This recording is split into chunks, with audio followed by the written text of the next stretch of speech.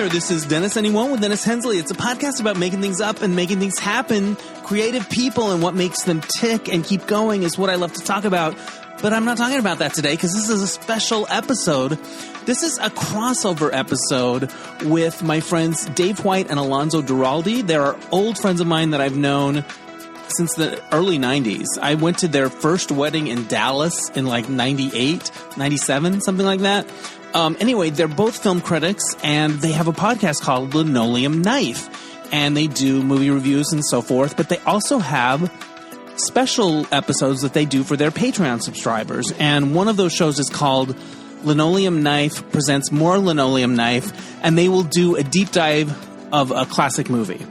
And for Xanadu, they thought I might be a fun guest to have on because I love that movie. I have a long history with that movie. It gets better and worse every time I see it. So they asked me to be a guest on their Xanadu episode of Linoleum Knife Presents More Linoleum Knife as part of their Patreon package. So I was thrilled to do it, of course. I recorded it when I was in Palm Springs doing the mismatch game. And when Dave and Alonso asked me to do this, I started writing down all the Xanadu memories I have of just times I've seen the movie, special screenings, shirts I made, the Broadway show. Like, I have a lot. There were a lot.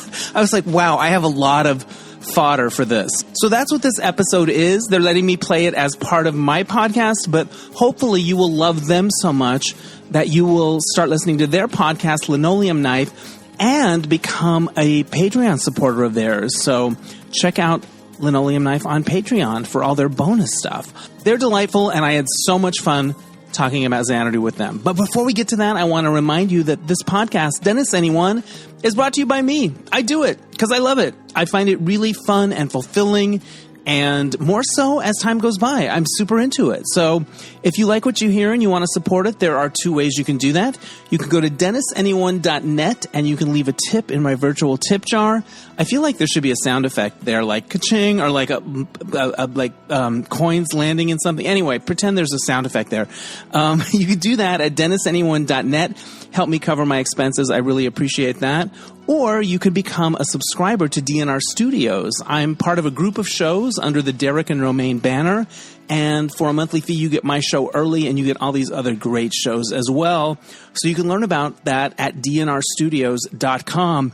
I'm noticing as I'm doing this intro, I'm looking across my room and I have 3 cartoons of Olivia Newton-John on these lockers that I have for storage in my room, kind of like a dresser. They were all drawn by Glenn Hansen, a brilliant illustrator who has actually been on the podcast before. And there's one of her as physical, which I wore that album out in 1981 and 82. Then there is Sandy and Danny in Greece, amazing. And then, of course, there is Kira from Xanadu. I'm looking at it right now as I do this intro. So what you're going to hear now is a special episode of Linoleum Knife Presents More Linoleum Knife. They invited me on to talk about Xanadu, which I could do all day. And that's what you're going to be hearing with Dave White and Alonso Duralde.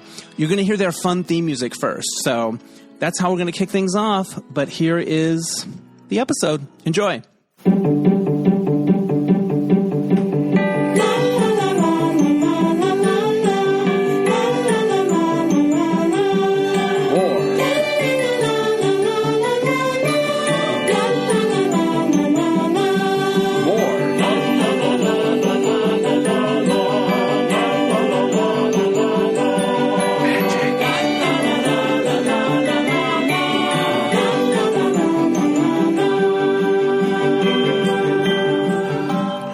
Linoleum Knife presents More Linoleum Knife. Xanadu. And for the first time in a very, very, very long time, we have a guest on this particular episode. Not just any guest. Of Linoleum Knife presents More Linoleum Knife. I can't even pronounce the name of my own show. Yeah, he's not just any guest. He is a certified Xanaduologist. Oh, for sure. And he's one of our dearest, oldest friends. Not only is he very old, like us, but we've known him a long time. And his name is Dennis Hensley. Welcome to you, Dennis Hensley. Great to be here. Thank you guys for having me and thinking of me when this movie came up. You are, in fact, the first person I think of when I think of the film Xanadu. Even before I think of Olivia Newton-John. I think of you. All right. Thank you. I appreciate it. You're the one who made Dreams Die T-shirts to wear at the Outfest sing-along, and I'll never forget it. Well, we all, and I think the front said Xanadude in the font, one word, Xanadude. And there were a lot of people wearing them. There was a big group. Yeah. So, the reason that we turned to this was because, as you might know, the Criterion Channel this month is doing a tribute, to the Razzie Awards, and are playing several films that were big winners there. And it's a strange mix of things, because you've got films like Fassbinder's Carell and The Blair Witch Project that are pretty much generally acknowledged to be, great films. You've got films that have their defenders like Showgirls and Ishtar and Xanadu. And actually Xanadu and Can't Stop the Music were apparently among the key, the main drivers of the existence of the Razzies in the first place. But I just, I will watch Xanadu again at the drop of the hat. And if I could watch it on the Criterion Channel, I kind of had to. So I just gave it another look. Now, so Dennis, does your history go all the way back to 1980, or were you a latecomer on this one? No, I was right there at the beginning. I love Olivia Newton-John. I loved her so much. And so I remember when the singles were coming out, Xanadu and Suddenly and Magic. And I had the 45s, and I remember cutting out the review from the Arizona Republic of Xanadu when it opened. And you want to know the headline? Please. I have it memorized. Xanadu spirits you away with video flair. Oh. Ooh. It was true then, and it's true now. It's true now. And that's not a bad... This is before the existence of MTV, so I'm not even sure what video flair means in 1980. Well, it means when somebody gets Xanadu'd, which is when an outline appears around your body and you get whisked to another dimension. Of course. Doing oral, A-U-R-A-L. Yeah, and there's a sound that goes with it. Yeah, for sure. What about those wipes? You know they hold up. If that was an app on TikTok or something, I would use it every time. Yeah. Well, I mean, that is one of the many ways that the movie is sort of trying to have one foot in the now sound of the 1980s and one in the sort of trad musical of the 1940s, from the casting of Gene Kelly to the really comes together in the big dancin' number where the big band with the trio of female singers who are all Olivia Newton-John, I assume, meld with the Tubes in a way that, again, shouldn't work but does. Well, also, it's practical. Like, you see the two sets coming together. It's not like something they did in post or whatever. It was like, oh, those two sets are sliding into each other. I can't believe this. It's like tongue and groove, I think is what they call it when it's flooring, Yeah. Yes. So this film was produced by Larry Gordon, who went on to make Predator and Die Hard, and Joel Silver, who went on to make, who partnered with Larry Gordon for Predator and Die Hard, but also produced Hudson Hawk and The Matrix. So... Oh, you're underselling. Joel Silver, he was like, if a movie could have a premiere party at Planet Hollywood, it was a Joel Silver movie. Yes. The big action epics of the late 80s were all him. But back in 1979, he was just, a young exec, and he was determined to remake a 1947 Rita Hayworth movie called Down to Earth. And the quote that I read about his fervor for getting this made was, he is prepared to stab myself in the back to get it going. Now, Rita Hayworth played Terpsichore, who is the character that Olivia Newton-John plays in this. And so Gene Kelly in Xanadu also plays a character named Danny McGuire in a 1944 movie called CoverGirl. Opposite Rita Hayworth. Now, there was this idea that they could take the success of Grease on multiple levels, not just the stardom, the sudden, immense film stardom, movie stardom of Olivia Newton-John, but also the idea that Grease brought into the world, which was we can take something really old and make it contemporary by kind of zhuzhing it up in a variety of ways. What if we took the idea of the old Hollywood musical and made it roller disco? So you're saying ELO is this movie's Barry Gibb? Yes. Gotcha. Yes. And so the concept was sort of similar. Like, look, Grease was blah meets blah, right? And Xanadu can be blah meets blah, and it's going to work the same way. And then it didn't. How many times did you see it in the theater in the first run, Dennis? Well, I probably saw it a couple of times the first time, and then sometimes it would pop up again. I remember it showing in my hometown of Holbrook, Arizona, at the Roxy Theater, and I think I was home from college. It was well after it came out, and it was a double feature with Grease 2, and and the power in the whole town went out during Xanadu. And Grease 2 had already played, and we waited in the theater, and it was pandemonium with everybody throwing things. You couldn't see 2 inches in front of your face, pitch black. It was such a good memory because we were just giddy with the silliness of throwing licorice. And then we all got ushered out, and the manager said we couldn't get refunds because it was an act of God. And I thought Xanadu's not great, but I don't know if God would step in.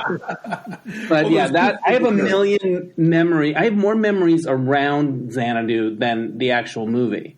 I came to Palm Springs yesterday to do a show, and on my way I stopped at Hank's Bagels because my friend Jack loves them, and he lives out here. And my favorite counter person was working, and I recognized her because she used to work at a place I loved called T-Pop. And I said, you used to work at T-Pop. And I go, nice to meet you. I'm Dennis. What's your name? She goes, it's Kira. And I and I said, oh, like Xanadu. And she goes, oh, yeah, I was named after that movie. I said, oh, it's one of my favorites. I know. This happened yesterday. And she goes, oh, I've never seen it. And I was like, I couldn't form a sentence. But when I eventually could, I said, give me your Instagram. When it is showing at Vidiot's or New Bev or wherever, I am going to reach out to you, and you're going to be welcomed into a fold of middle-aged gay men, and you will understand your birthright. It'll be like Simba. But not on DVD. Maybe Criterion, maybe. But I feel like it should be an outing. Oh, so, for sure.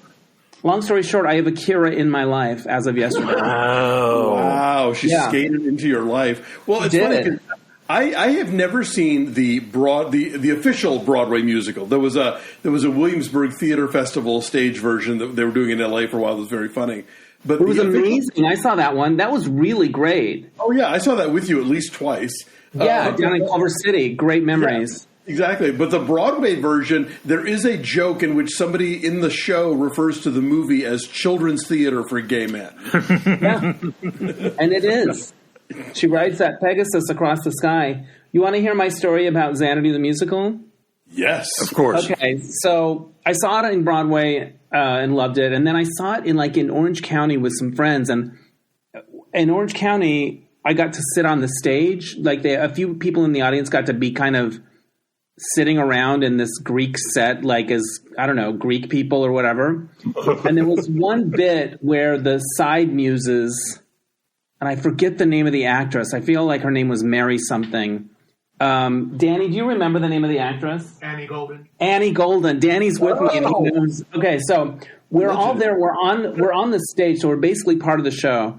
And there's one bit where there's some drama happening between the main characters, and so the sidekicks decide to start passing around popcorn. Like, oh, we're eating popcorn and watching the scene. So they pass it to me, and then I'm not sure what to do with it. So I start to Annie Golden takes it from me, and I don't know whether to let go. I don't know what I'm meant to do in the scene. And she goes like this. She goes, "Let go." I shudder to think about it still. I have nightmares about it. It was so chilling that it almost ruined Xanadu for me, but not quite. By that point in the run, she had it with the gays on stage, I'm sure. She had it. We didn't we didn't know what to do with the popcorn. I'm sorry. I didn't audition for this shit. I don't know if I can say that. You guys have a clean podcast, but anyway. That's fine. Don't worry about it. All right, let go. Now, Alonso. Yes. Do you have a memory of seeing this film in the theater in 1980? Crazily enough, I know for a fact that I did not. Really? And I don't know why, because I certainly saw Sgt. Pepper's Lonely Hearts Club Band when it came out. We all did, yeah. But yeah, there was, for some reason, I remember loving the songs on the radio, but I just never felt compelled to go see it. So I don't remember the first time I saw it. Could it be that you were such a review-driven kid that you heard the reviews and were like, I guess I'll skip this one? Maybe I saw like Siskel and Ebert trash it or something, and yeah, I did not see it. I was living in a very tiny New Mexico town, Roswell, and we had very few. You saw whatever came to town. I just went to the movies. Yeah. Like, it didn't matter what was playing. I went because we had very few screens in the city. I think a grand total of 5. We had 2 twin cinemas and 1 big screen in downtown. And I went with one of my good friends one night to see it. I mean, like opening weekend. And the theater was empty. Like, there was maybe 1 or 2 other people on a Saturday night. Like, word of mouth had already somehow been that deadly that no one was there. And when there's no one in a theater with you to watch Xanadu, it is, especially when you are 16, 15, and it's your first time, it's first run, you don't know what you're going to get. There's a lot of dead air in this movie, and you begin to feel like you have been cheated, and we walked out of it at the end. We were like, and that wasn't that. And the weird part about it was that we both enjoyed the music, the ELO songs in particular. Yeah. And we were both, fans of Olivia Newton-John, because much like Isaac Mizrahi says about Mary Tyler Moore in Unzipped, I'm not made of stone. I'm American. Right. You have no choice in life, I think, really. It determines whether or not you go to heaven or hell, I think, if you like or dislike Olivia Newton-John. But I remember walking out of it going, no. So it took me a long time. It took me meeting you. Oh, wow. To start to slowly warm up to it again. Because I remember when we met, you were like, oh, I love Xanadu. And I was like, why? and over time, I grew to understand its pleasures. Yeah. And now I fully do understand its pleasures. There are many of them. But anyway, Alonso or Dennis, maybe you two could collaborate. What is this movie about? For the people, I guarantee you, there are people listening who have never seen Xanadu. Fair enough. All right. So we meet a young artist who has quit his corporate job recreating album covers for billboards. Played by Michael Beck. Played by Michael Beck. Warriors. Hot off the Warriors. Yeah. And they're like, well, he's the happening guy. We'll put him in this. He'll be perfect. He is not. But nonetheless, we don't care that he has a goony face. He feels blocked and frustrated, and so he says dreams die. He tears up a thing he's painting, throws the pieces in the wind, and those pieces land on a giant mural. turns out in earlier drafts of the script, we find out that Sonny Malone, the artist, painted that mural, but the movie never really addresses that. Anyway, that mural comes to life. It's the 9 muses of Zeus's daughter who inspire music and literature and whatnot. And they all go, as Dennis says, they all have an aura around them, and they go zooming off into the sky, except for Olivia Newton-John as Terpsichore, a.k.a. Kira, who goes roller skating into Santa Monica, where she literally bumps into Sonny and gives him a kiss.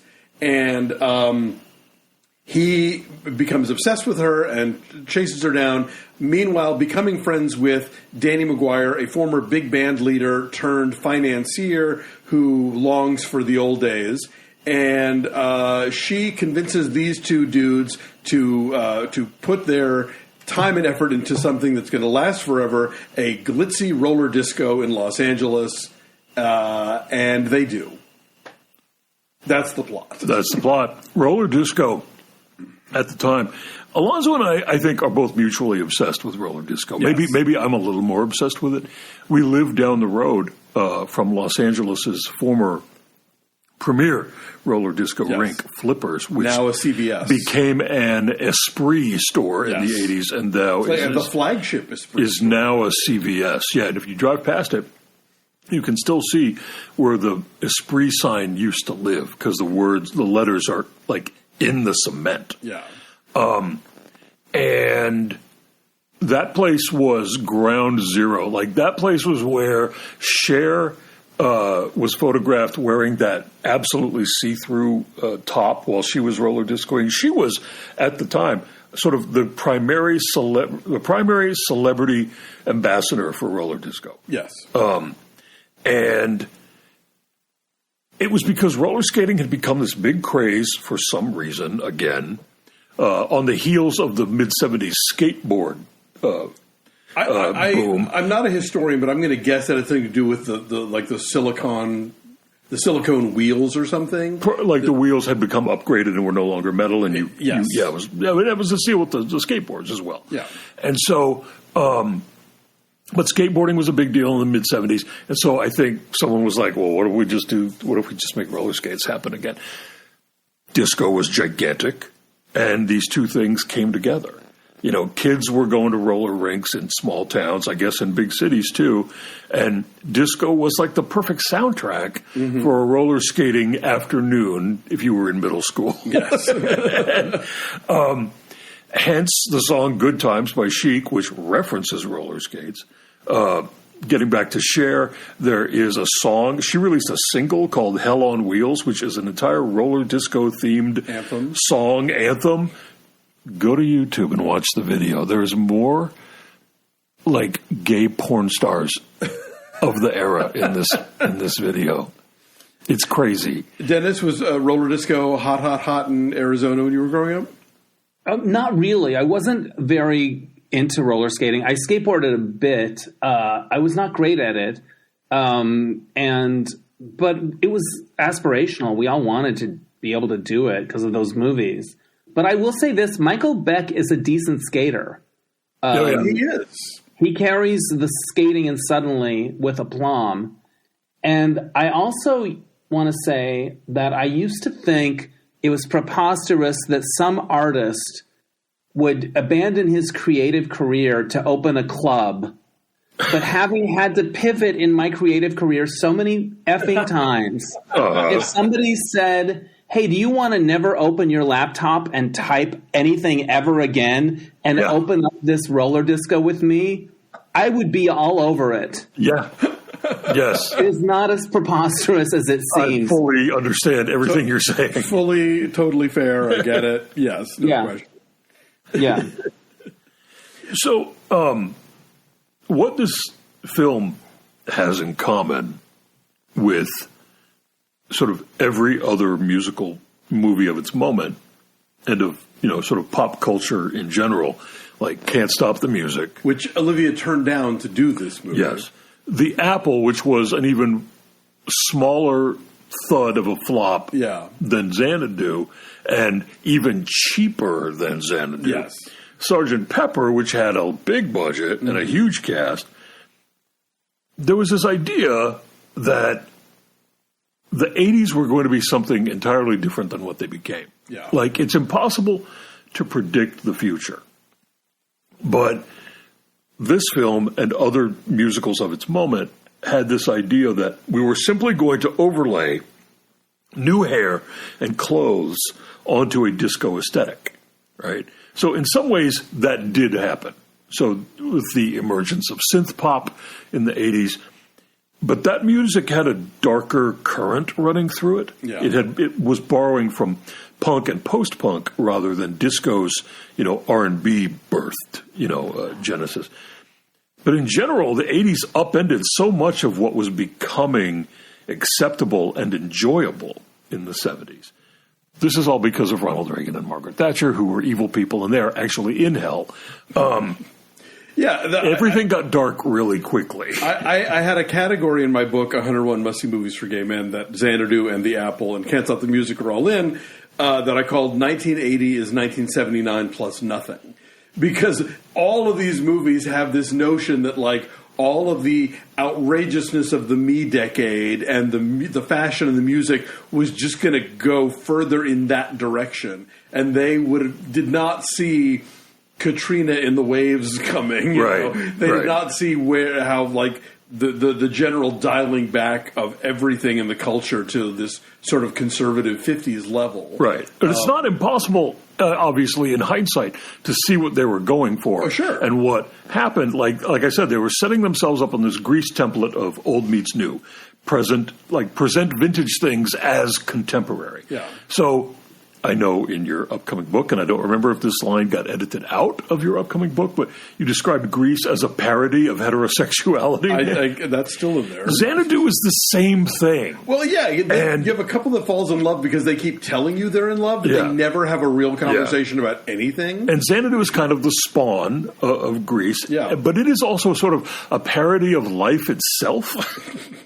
It didn't just dare to reach back to the 1950s. It dared to reach back to Singin' in the Rain, and they had this audacity to cast the legendary Gene Kelly in this film and throw him into the Fiorucci store on Melrose and a roller disco and juggle bowling pins over his head, and he seems delighted to be there. Like, who wouldn't be? Like, you can imagine Gene Kelly going home or talking to his old friends and being like, this is the dumbest thing that has happened to me in decades, and I am so excited to be doing it. Between Xanadu and being the dance consultant at American Zoetrope, Gene Kelly got involved in a lot of late career wildness, crazy. But they were asking, the phone was ringing, and he seemed so happy to be a part of it. Like, that guy is always smiling. He knew from the moment he started dancing in film that his job was to grin while he did it, and everyone, just like Olivia Newton-John, who doesn't love him? Yeah. It's the perfect combination of people to be in this movie that found weird ways to use both of them. Everything you say, I think of another Xanadu story. So yes, please go. There was a period of time in the 90s when I would have clubs at this place in Los Feliz called Pedro's Grill, like Oscar parties, and then I just started doing clubs. And I did one called Club Xanadu. And I remember sending out the flyer, and the flyer was that famous still from Xanadu of Gene Kelly, like with his arms open, like gesturing on roller skates. Yeah.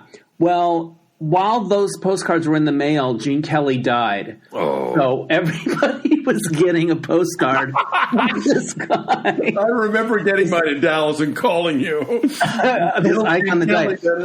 I had totally forgotten about it, but also there were whenever there's like a revival screening, I try to go, and at a lot of them, Gene Kelly's widow was there and would talk. Like, she showed up at a lot of those things. Yeah. So it must have been a project that he felt good about, or I don't think she would show up unless she just wanted to get out of the house. Right. The other one was there was a birthday party that I had, and they happened to be having a screening of Xanadu in Glendale at the Alex Theater. So that was my birthday. Maybe there was a Chevy's outing before or after because it was right across the street. Right. So we're all in there. We're all excited. And then the dancing number starts and real live dancers start dancing on the stage, mimicking the show, the movie Move for Move. I thought my head was going to explode. This is my birthday. I didn't know that was going to happen. And Move for Move, and it was just incredible. And then at the end of the show, I went and sort of befriended some of the dancers. I was like, oh my God, that was amazing. Long story short, they did it again a few years later, and I got to be in it. Oh. I wore a purple suit that I had made during my cruise ship days that no longer buttoned at the waist, but I faked it. And I was in the 40s part. And there was rehearsal. I did get paid. And we danced in front of Xanadu. And I remember Tom Ford, our mutual friend, saying at the end that he kind of wished that I had died right at the end of it because nothing is ever going to be better. He could see it on my face. He was like, that was your peak. That's as good as your life's ever going to get, was the subtext. It was thrilling. And it turns out one of my good friends was in the current friends was in the other section, but we didn't really know each other then because we didn't rehearse together. No, I was with you on the birthday night, and that was magical, and none of us knew that was coming. And none of us knew it was going to happen. And then the widow was there. It was just like, oh my gosh, it was just incredible. Yeah, that was magical. And there should be more movies where they have dancers come out. I think it was really a cool thing. Sure. Yeah, but my last year running the film festival in Dallas, I was very like, all right, screw it, I'm going to do what I want. And so I booked Friday and Saturday midnight movies of Can't Stop the Music and Xanadu. And people came. Yeah, they did. People came and had a great time. People love Xanadu. They do. They just love it. It's got such a sweetness to it. Also, Olivia was never more beautiful. Never more beautiful. Right. Yeah. And she's always beautiful.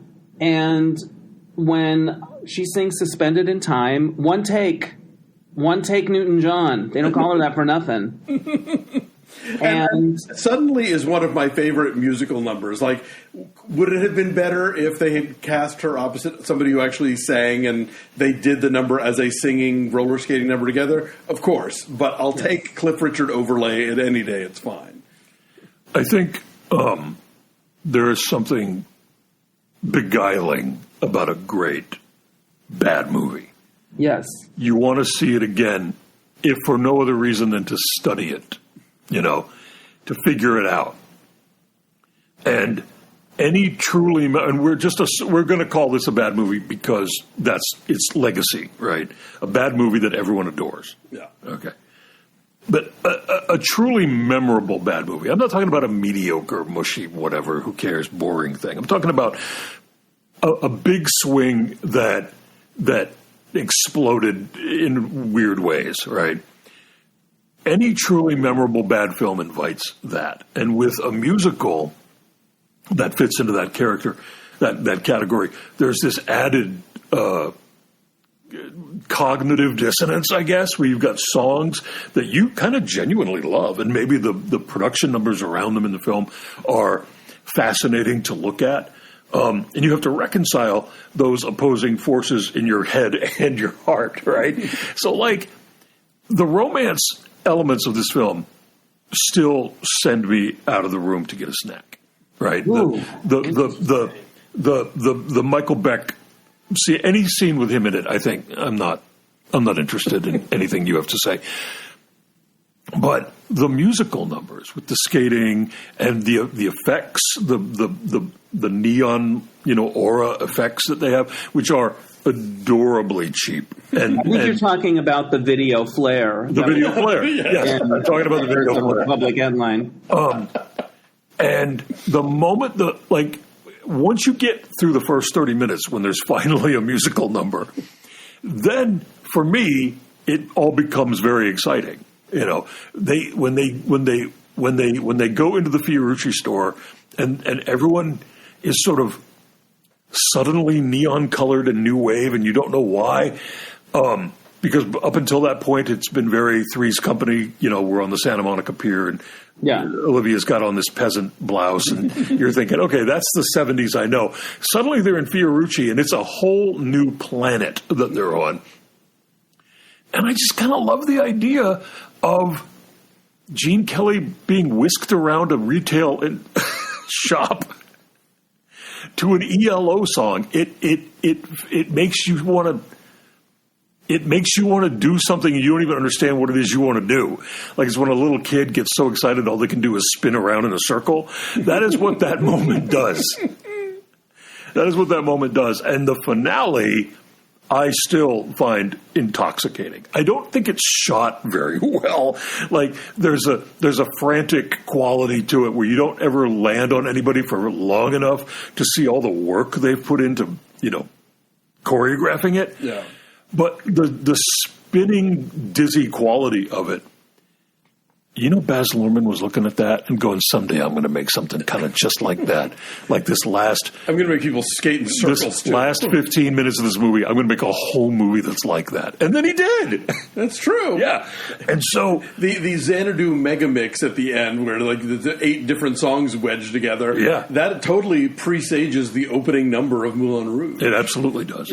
So, and a lot of those songs aren't on the soundtrack, unfortunately. Right. To this day, I know. Don't you have a bootleg soundtrack, though, that's got all that stuff on it? I don't. I swear you do. Maybe? I might. Yeah. But that needs to be a real one. Yeah. So anyway, haven't you both interviewed Olivia Newton-John at various points in your careers? I have, but Dennis, you go first. I did a phoner with her once. Okay. And here's the thing. When somebody is so... close to your heart, you kind of bungle it, or you just like. I remember. Yeah, I didn't bungle it, but I do remember her saying something about roller skating, that she hurt herself really badly. She did. We talked about roller skating. It was a phone interview for a radio show, so it was quick. But I do remember meeting her after a screening of Sordid Lives at Outfest, and I was with 2 other friends, Leslie and Richard. And we were all going to go up at the end and have our moment. And I think we were kind of subtly competing with each other to see who could have the best moment. Leslie goes first, and he's like, my sister and I used to listen to your 8 tracks in our basement. And I was like, I don't think I'm going to do that. Feels like that's not the move. That's going to make her 8 tracks, really? So right. I just remember I talked to her about Sordid Lives and like nothing memorable. I was trying to honor the work she was there to promote. Yeah.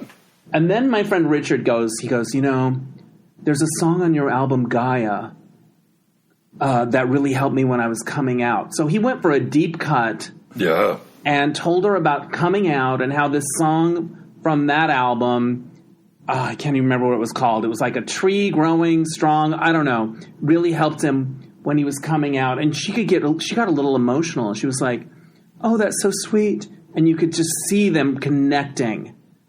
And he won. He basically won. Yeah. And I said, you know what, Richard, I have to give it up to you. You really won with your story. He's like, yeah, I made that up. And I was like, you can't. I mean, I think he embellished. He didn't make it all up, but... Yeah, because no one has the Gaia album. And if they do, they don't remember it. Yeah. It was about Let Me Grow Strong. What the heck's that song? Anyway, Change is coming out, and it was meaningful, and that was my Olivia interaction. Of course, she was lovely, but I feel like I didn't nail it. My ONJ story is also Sordid Lives adjacent, because I interviewed her and Del Shores together for The Advocate when the movie was coming out, and Del was like, oh, let's meet at this restaurant, at this place that he and Olivia apparently would go and hang out. And it was on Ocean Avenue in Santa Monica. So we get there and we go in the back where we're like facing the ocean. And I look across the street and it's that white railing. Yeah. Yep. And so before the interview starts, I just go, didn't you skate like right there in Xanadu? She's like, oh, yeah. But, yeah, she was lovely. So good, right? I never met her. So I'm very sad about that now. Because she is, I believe, I mean, if we're asking the question, this film that is considered to be a bad film by so many, like, authorities, she's the reason. She's the reason. Oh, yeah. She is. It's silly to say this word because it's the name of a song, but she's magical. in this film. Whatever she had in Grease, that pure sweetness, was like kicked up to a whole other level for Xanadu.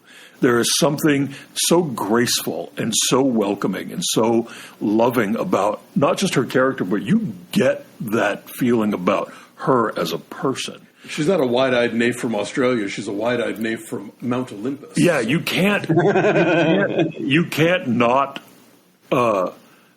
feel embraced by her. Yeah. No matter what you think about the movie itself or its qualities, she's the driving power of this film.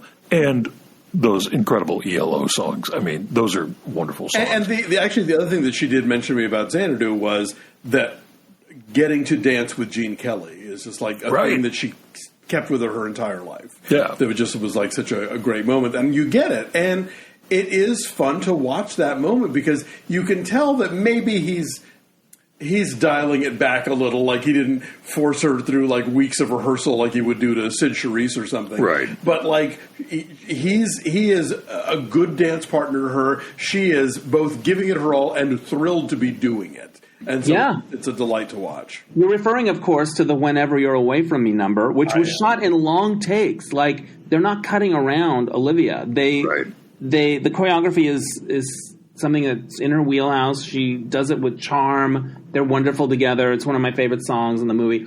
Did any of these songs get nominated for an Oscar? No. Shockingly, no. None of them did. The album was a huge hit. Yeah, they were all over the radio. Back then, you could have songs from movies be big hits. Yep. Yeah. It happens sometimes, but not as much as back then. And it's not like there wasn't a precedent for flop movies generating a Best Song nomination or even win because, they were just coming off of Last Dance winning for Thank God It's Friday a couple years earlier. So, but yeah, and by the way, after you go to YouTube to find the Cher roller skating song, go listen to ELO's version of Xanadu where Jeff Lynne sings the lead vocal. Right. It's a cool little footnote. It is, but you can't. It's not nearly as. It can't compare to her singing it. If I may be a little film critic-y for a moment, this is a real Los Angeles Plays Itself movie. Yes.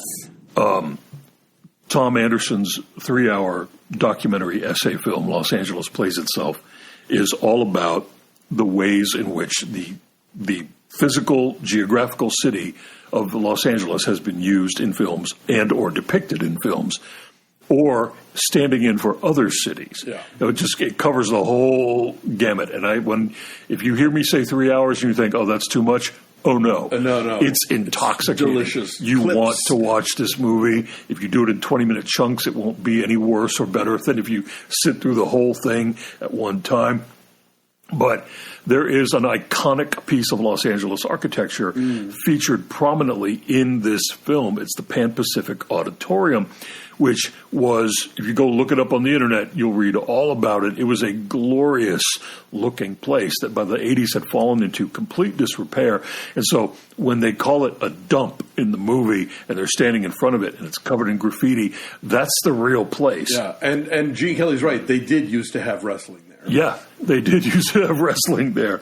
And so by turning that place into Xanadu, this Art Deco palace, I feel like the movie was sort of like wishing something into the future that never came to pass because eventually it burned down. Although there is a recreation of its very famous sort of the front architecture at California Adventure. Yeah, and there's still a little like a mini replica of the facade in the Fairfax district over in that area. I don't know where. I've seen it was behind the post office on Beverly. Yeah, basically that area. Yeah, before it burned down. So one of the things that Tom Anderson says in Los Angeles Plays Itself, he says the best films about Los Angeles are at least partly about modes of transportation. Getting from place to place isn't a given. And that's what this movie's about, too, because everyone roller skates everywhere. So we're roller skating all over Los Angeles. Hanging off the back of vans. Yeah. So anyway, Let people tell you that this is a bad movie. You've got ammunition to tell them that it's not. I do want to circle back, though. This is a thing that's both good and bad about the film. Dennis is absolutely right about the way that they shoot whenever you're away from me, because it's like you see two dancers head to toe in long shots, like they're really doing it. It's not chopped up together the way so much dance is on film now. Yeah. At the same time, that same dead-on, eye-level viewpoint doesn't work in like the big finale number. Right. Because the cinematographer almost never takes the camera up into the rafters. He's always down on the floor with everybody else. And right. so everything just becomes this big kind of mass of people, and it doesn't pop the way that it might have had they like played around a little with where they were shooting it. You get those occasional like direct overhead shots, that accentuate the lights on the floor that's spinning where Olivia and the Muses are performing. But beyond that, they don't really take full advantage of what they could be doing. They don't Busby Berkeley it nearly enough. I know its two main stars have passed away at this point in history, but I want someone to do an oral history book or long article about this film and cover it from all the angles that are possible to cover it from, and take whatever Gene Kelly or Olivia Newton-John quotes that exist in the world and sort of infuse them into it. And what I really want is for all of those dancers to be found and accounted for, because there are dozens and dozens and dozens of people in this film who danced and who are out there somewhere. I met a juggling girl. Yeah. I met a juggling girl, yeah. Didn't one of the juggling women write a book? Yeah. Yeah. She did, but it was about something else. Hillary something, right? Yeah. I interviewed her last name. Yeah. But, I want to say Carlip. Hillary Carlip? Is that right? Don't quote me. I don't know. Yeah. I'm sorry. But right. I need to know who those dancers were. I need to know how many of the regular kids on Soul Train and American Bandstand auditioned to be in this movie. I need to know. Although I have to say, like, not to be a downer, but I always get a little skittish about. Yeah, I know what you're about to say. Well, whenever I see a musical made between like 1977 and 1982, and I'm thinking like, how many of the men are still with us? I again, wishes into the future. I always, when I see those guys dancing, I think, I hope you're still here. Yes. Yeah. Well, Matt Lattanzi could tell a tale. That's true. That's where he and Olivia met. They did, and they have lots of little moments together in the movie. Alonso, do you remember at the Outfest sing-along that they did not do the captions under the song Suspended in Time? I always tell this story. They did it for every other song, and then that song, which is, I think, an underrated gem of the movie, agreed. maybe my favorite song. So yeah, they're screening the film, and every musical number is subtitled for sing-along ability. And we get to Suspended Time, and there's no words on screen. So Dennis Hensley, bless his heart, starts blurting out every line really fast before it happens, before Olivia sings it, so that we can sing along. So whenever I hear that song now, my first thought is you going, "Childhood of Fool am I?" I didn't remember if I did that or if I had the instinct to do it and did it. I did it. So I was going like, child and a fool in one. Yeah. So sure I could need no one. Yeah.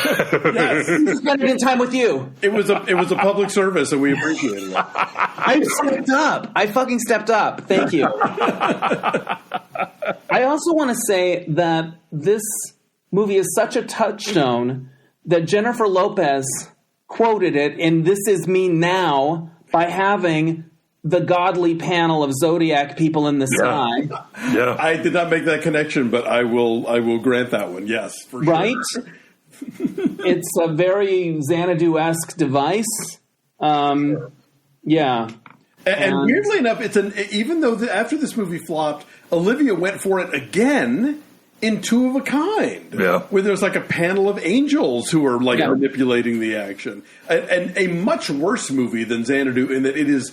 I've tried twice to finish it and I can't get through it. It did give us Twist of Fate and Living in Desperate Times, but that movie is the worst. Whereas like Xanadu is a great bad movie that you can watch countless times. You can't get enough of it. I will say this: every time I watch it, it gets better and worse.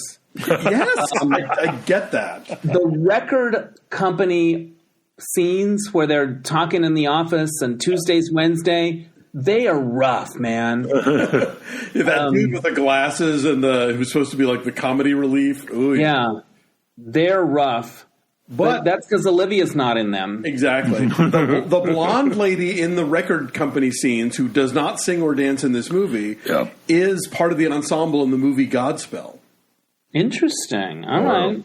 And so when I was watching, I started watching Godspell again because TCM would always air it on Easter, and I have a fondness for the songs, even if I don't care for hippies or Jesus. And I was looking at this woman going, who is that? And then it's like, oh my gosh, she's in Xanadu in a non-musical role. Okay. Do we have any final thoughts? I'm looking at my Post-it, and I've crossed off more stories. I'm sorry, I was talking over you. I'm sorry. Oh, I'm looking at my Post-it, and I've crossed off all of my thoughts. Okay. Although my friend Danny, who I'm with, he has a bit that he'll often do when we go to live screenings, and it always kills, which is, Danny, do you want to describe your bit that you do? You know what I'm talking about? He's right here. We're in a scene where Sonny is contemplating, and he's painting in the dark, and then the camera slowly moves around. Yeah. And then you see the highlight of her hair, and it's kind of spooky, so I was yelling, "She's behind you!" It always kills. It always kills. Nice. Yeah. Nice. My final thought here is that, if I've said it for years and I still stand by it. If you love Xanadu, I understand why. And if you hate Xanadu, I understand why. But it gives me much more delight than many a quality film. I'm just gonna say that. I have entire friendships that are based on the fact that we both love Xanadu. Like, there is something. It has a place in my heart that is there. It's like it's just timeless for me, and I love it so much. And I think it has a lesson for all of us, which is when all hope feels lost, the best thing to do probably is roller skate into a wall.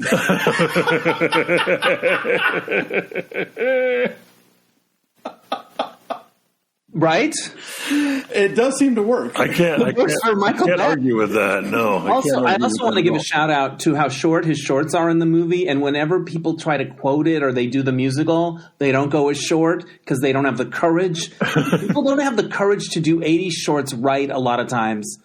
And Did Guyan Jackson on Broadway? Not short enough. I would say another inch on that inseam. You should come to our block where we live.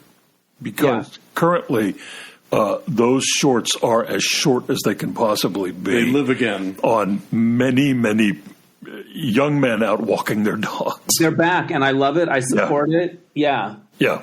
Yeah. I have a special little fun fact for everybody before we sign off here. Alonso. Dave. This is our 100th episode of Linoleum Knife Presents More Linoleum Knife. I can't think of a better way to spend it. No, yeah, this is a great one. I'm touched and honored. Thank you. Dennis, where can people keep track of all of your fabulous comings and goings online? They can listen to the Dennis Anyone podcast wherever they get their podcasts. It's about making things up and making things happen. A tagline provided to me by Alonso Duralde. You're welcome. I like to talk to creative people about their work, but also the journey of it, the ups and downs. And lately, I've been crying in almost every episode. Yeah, that's cool. Yeah, I also it's a great podcast. Listen to it, y'all, if you've not. It definitely Dennis gets granular, but also funny. It's always great. Thank you very much. So yeah, we've been doing this a while, you guys. This is my 10th anniversary of Dennis Anyone.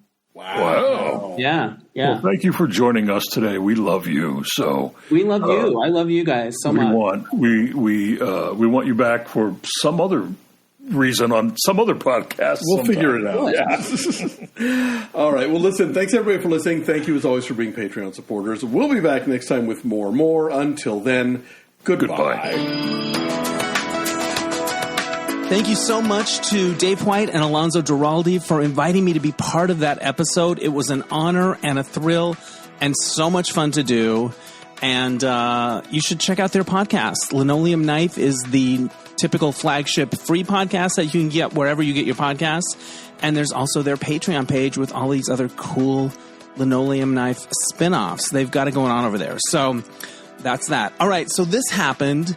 Olivia Newton-John passed away a couple years ago. And I didn't mention this on the podcast because there were so many other things we were talking about. But I do remember when that happened. I remember being in a Del Taco in my neighborhood when I heard the news. And of all the celebrities that have passed away in my lifetime, Olivia Newton-John hit me the hardest. That loss hit me the hardest of all of them. It really, it was really something that I had to grieve. She meant so much, man. She was my girl all through high school, all through college and beyond.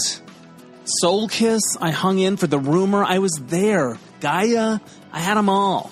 I just loved her. And when she passed away, I stocked my jukebox with all the Olivia 45s I could get my hands on, including Please Mr. Please, which is a really fun song to put in your jukebox because it talks about a jukebox. It's kind of meta. But I remember, I think I posted something on Facebook when she passed, something to the effect of, as I got older, I found that there were all these other gay guys that loved her as much as I did. And when I loved her in high school, it was just me. I was an island. But then you grow up and you realize, oh, this was happening everywhere with a certain kind of guy. And I met all these guys. And so I think I ended up posting on Facebook when she passed. I think gay men of a certain age loved Olivia Newton-John because she looked and sounded like an angel, but also because we felt like if she ever met us, she would like us. And we were right. I think that was my thought. And I think that's true. You always felt like she would like you. Like some divas, they're just there to be adored. You don't even, some of them you don't even want to meet. You don't want to catch Madonna on a bad day. And I love Madonna, but or Whitney, but you felt like if Olivia met you, she would like you. And I think that came through in her performances, in her interviews, in the way she interacted with her fans, the meet and greet moments, that was really something special. And so I just wanted to add that because I didn't get to say it in the actual podcast, but I will always love Olivia. Honestly, I'll honestly love her. All right, that's enough for this week. Thank you so much for listening. I want to give a shout out to Oscar Rosario, who helped mix the episodes. I don't know if he's doing this one because it's kind of a rush job, but we love Oscar. Also, my theme music is by Mark Daniels for Placement Music. We'll catch you next time on Dennis Anyone. Bye!